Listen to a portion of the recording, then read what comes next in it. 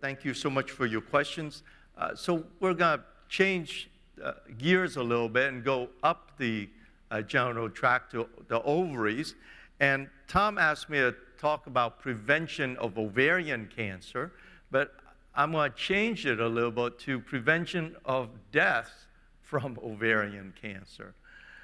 Again, between the last talk and this talk, I have no financial relationships.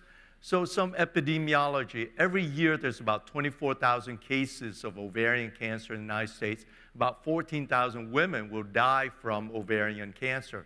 So that means 1 in 71 women will get ovarian cancer in her lifetime.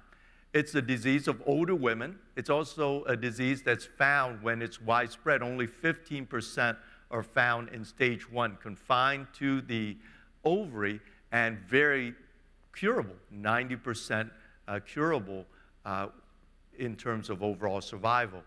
I mentioned that it's a disease of older women. Only 12% are found under the age of 45, 30% under the age of 55.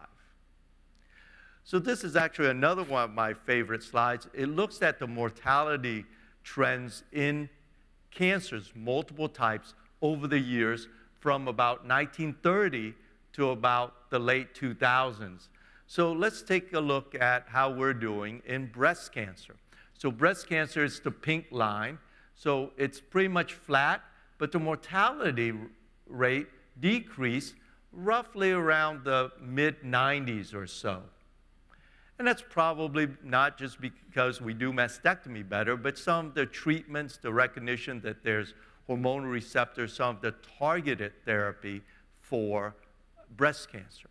Let's look at colorectal cancer. That's the dark blue line. Starting about the 1950s or so, I think here, it starts to go down. And that's probably because somewhat surgery is getting better over the years. And around 1970s or so, we start doing screening colonoscopies. So we find cancer earlier, we treat it, patients do much better in terms of overall survival. Let's see what's happening in my kind of cancer, ovarian cancer, for the last 30 years or so. And that's the lighter blue line. You can see it's pretty flat over about 70 years. And that's despite a lot of things that we think are great developments in the treatment for ovarian cancer.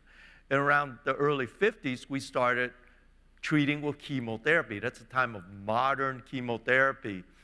In the 70s,